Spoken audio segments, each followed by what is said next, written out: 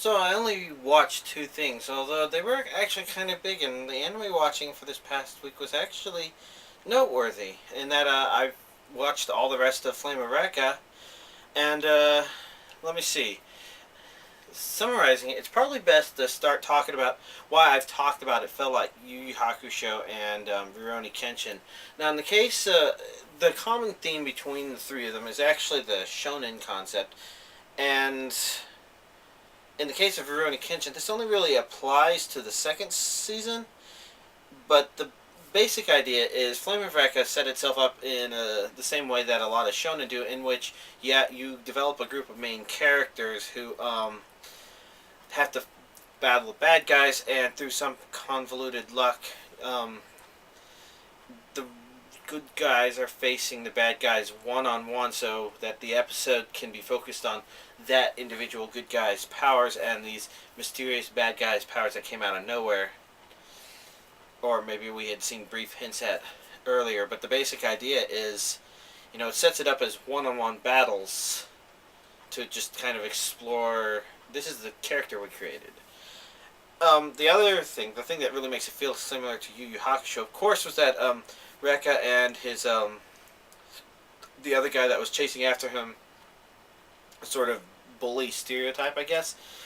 Kind of mirrored the same setup in Yu Yu Hakusho with the main character and the other guy, I guess. It's kind of a big, dumb, dopey, huge, strong classmate who it's like, oh, I'll get you, but then it's like, I'm getting you because I care a lot about you as kind of a friend sort of thing.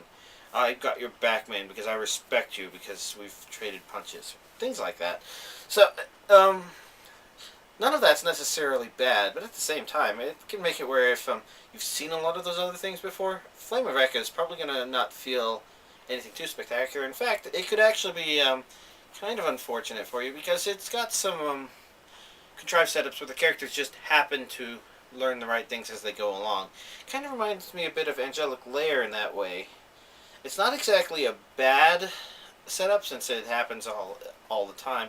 It really depends on what the payoff is. And with Flame of Recca, the next problem is that when you're watching it, you definitely have this feeling like this isn't a 42 episode anime. This should be something more like Yu Yu Hakusho or something, where you can feel that it was intended to have more storylines, and it kind of ends rather suddenly at the end of the conclusion of what I would call the second storyline. You have your first storyline, which is kind of like Rurouni Kenshin Season 1, although it's shorter, where it basically introduces the characters, some of who they are, and sets everything up. And then you got your second season, which is like, okay, now our contrived reason to have the characters fight one-on-one. Tournament! Always a tournament. The problem is that the tournament doesn't really end everything. There's still plenty of open ends to be worked out, including what I'm currently guessing is the reason why the series was called Flame of Recca.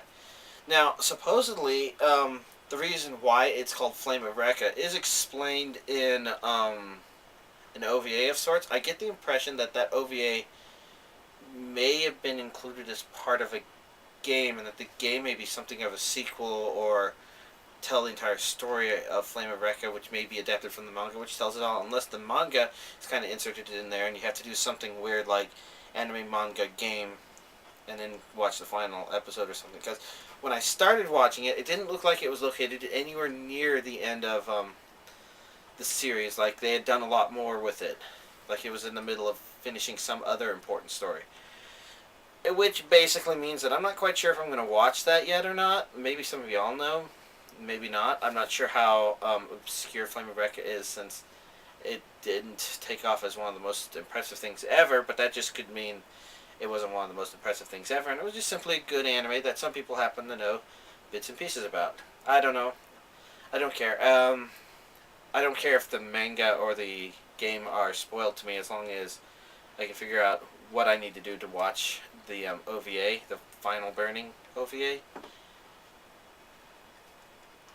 I mean, I know to go to YouTube to watch that, but yeah, I don't know. Anyways, that was Flame of Recca. Not too bad.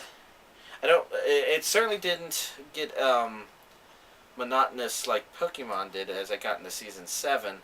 And I'll have to resume that sometime soon, but maybe not tonight. The other thing I watched was Eat Man 98, and that one was actually very intriguing. The basic premise is you have our main character who eats. I'd like to say metal, but actually he just eats things that aren't normally considered organic food.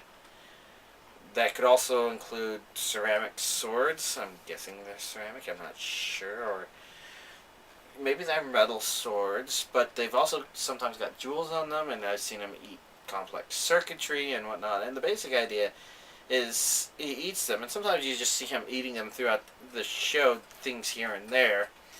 And you know that what he's doing is he's preparing for when he brings it out of his right hand, fully functional or something like that. Now, I think the only problem with Eat Man 98 is it seemed like it would be a really good thing to have a nice overall story. In fact, it probably was intended to be something a lot like Trigun, with the main character being less comedic and more solemn and mysterious. I think solemn is the right word.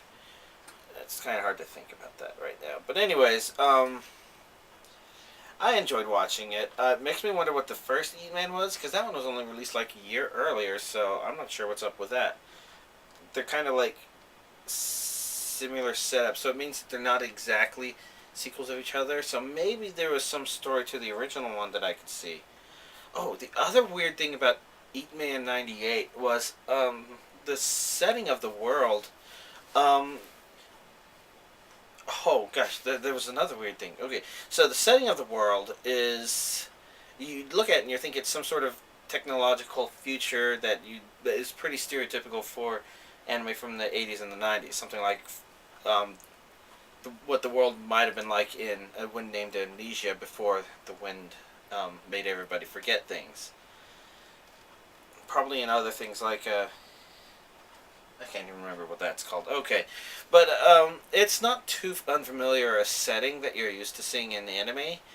But what's really strange is outside of that, when it's exploring all the other stories outside of the very first one, you see that their world, although it looks very technologically advanced, the setup of the world is actually a lot more medieval, and you end up finding small villages that look like a small medieval farming village versus a mega corporation which has mecha robots trying to steal their land. And that's just a really strange mix. And that was another strange thing. So there was 2 episodes called Mega Mix, and a very interesting story. But at the same time, since I watched the Tremor stuff so recently, I keep confusing Mega Mix with Mixmaster, which is a chemical compound from Tremor series that could combine creatures' DNA to create different kinds of creatures. This is all getting really confusing. I wonder. Anyways, the final weird thing to mention about Eat Man, this is about Eat Man 98, its domestic release. You know, I popped that in, I'm like, oh yeah, it's got a dub, okay, I'm going to listen to that. I watched the first 2 episodes, and the 3rd episode it suddenly goes subtitle. I'm like, what in the world? So I go into the menu, it's like, okay, there's my dub option, episode 1 and 2 only. That's very strange. I've never seen anything like it. It's quite amusing. Although I have seen other strange things, nothing quite like that, where only a couple of the episodes on the DVD itself were dubbed, and other episodes on the DVD were not, and then the rest of the series was not, you know. It's not bad, it's just, that really caught me by surprise. It was quite amusing, I thought. Oh, anyway, those are the 2 things I watched this week. I'm not quite sure what I'm going to dive into next, so I guess we'll play that one by ear.